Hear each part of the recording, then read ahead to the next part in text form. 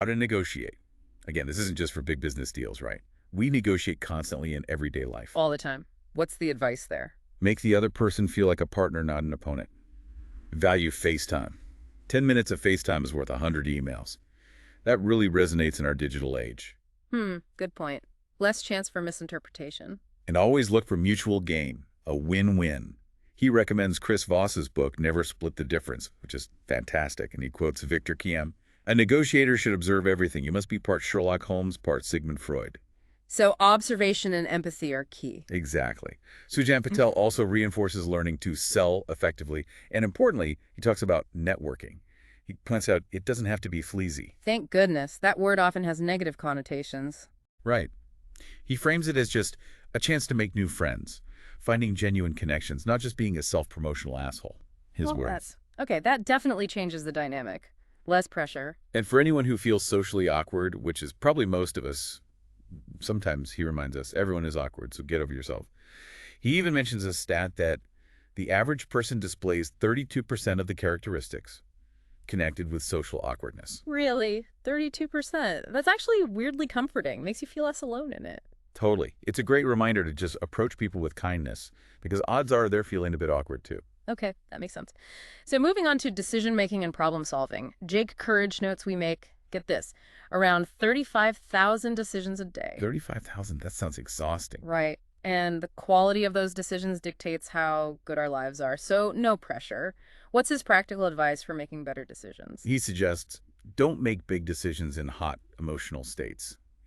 Tired, hungry, angry. Hungry, angry, lonely, tired. Oh, yes, the HALT acronym. Good reminder. I definitely make worse choices when I'm hangry. Me too.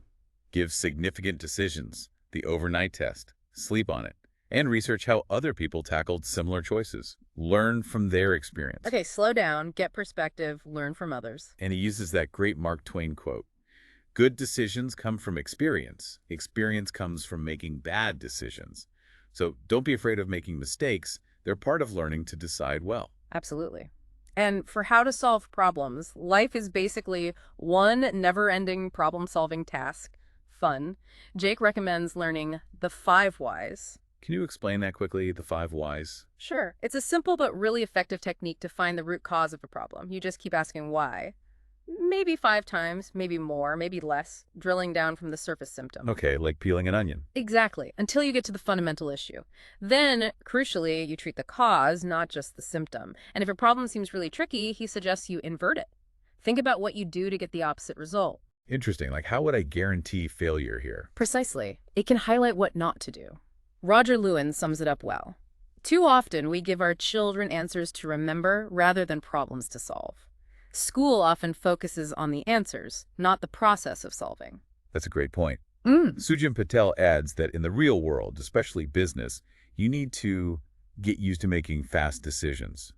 Academia might reward deep thought, but business often demands quicker action. Right, informed speed, not just impulsive choices. He also advises always be testing. Apply this beyond just, say, marketing campaigns. Test things in your personal life. Like what? And like, when are you most productive? What environment helps you generate ideas? What work patterns suit you best? Test, learn, adapt. Okay, like personal A/B testing for your life. I like that. And he notes that most problems never come to pass. Don't waste energy worrying about hypothetical disasters. Learn to tell the difference between a genuine emergency and an everyday disaster. That's a huge sanity saver right there. We spend so much time worrying about what ifs. Totally. And for those big, scary life decisions, he says knowing the next step is overrated. Really? But isn't planning important? Yes, but big life choices are often inherently subjective. There's no single right answer. He encourages taking the leap and figure it out as you go. Wow. That's bold. It definitely goes against that traditional need for a 5-year plan. Okay, so what does all this actually mean for building a stable, fulfilling life? Let's dive into managing our resources, money, time, ourselves, starting with personal finance. Jake Courage asks, is it really more helpful to memorize dates of obscure battles than to know how to manage our personal finances? It's such a fundamental skill, isn't it? And yet, largely ignored in formal education. It's baffling. Totally baffling. He points out that while money won't buy happiness, not having enough money sure makes you miserable. and it gives you freedom. Okay, so what are his simple rules? Because finance can feel complicated. He gives 3 incredibly powerful, simple rules. 1, live below your means. 2, save 15% of what you make before other expenses. 3, build an emergency fund, 1 to 6 months of living costs. Simple, but not easy to stick to for many people. That Benjamin Franklin quote fits perfectly. Beware of little expenses. A small leak will sink a great ship. So true. Those little things add up. Sujat Patel reinforces this. Mm-hmm. Debt is usually bad. He advises prioritizing avoiding credit cards and other types of consumer debt. Right, the high-interest stuff. Though he acknowledges student loans and mortgages can have a place. Exactly. And he delivers a tough but true lesson. Financial security is more important than shiny new gadgets. Mm-hmm. If you can't afford rent and the new iPhone, you can't afford the iPhone. Simple as that. Ouch. But necessary. Learning to live within your means is an incredibly important lesson. Definitely. And then there's his very direct but essential advice. Pay your damn taxes. Haha. Straightforward. Yeah. He says getting into trouble is entirely avoidable. Yeah. Get an accountant if you need one. Just handle it. It's practical, no-nonsense stuff. Good advice.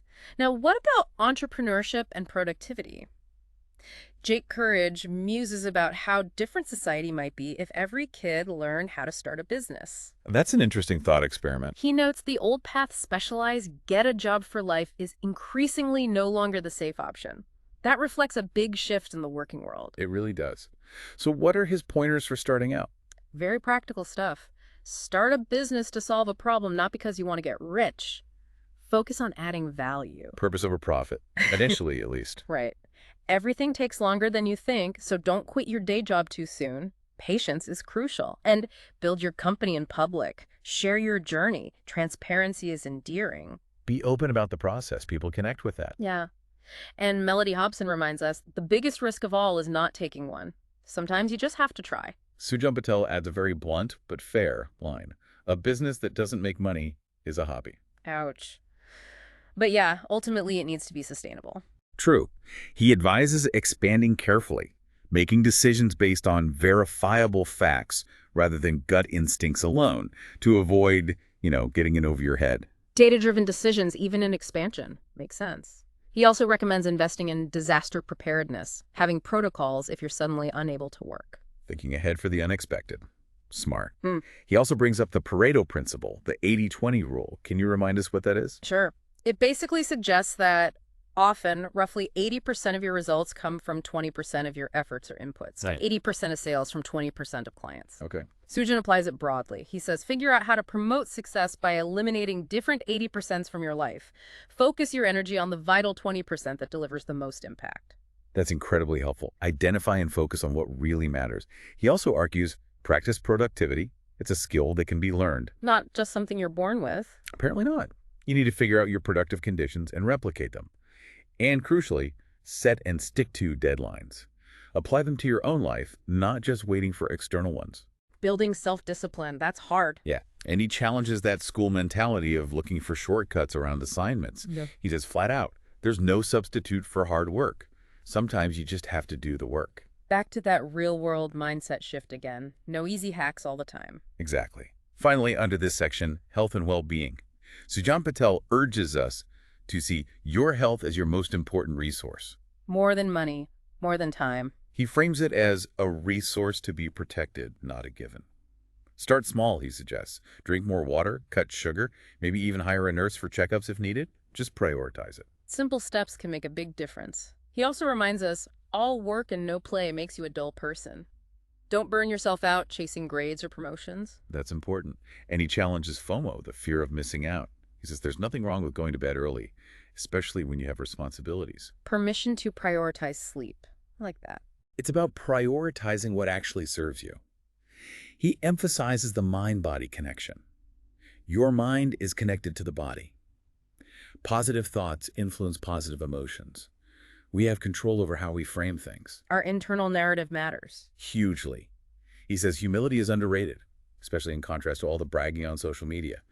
Humility is actually healthy. Interesting take. Less ego, more peace. Perhaps, and a really powerful lesson. Forgiveness is for you, not them.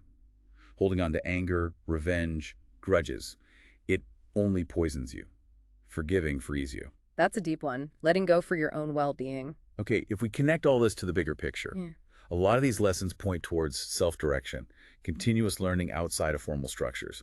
Let's talk about relationships.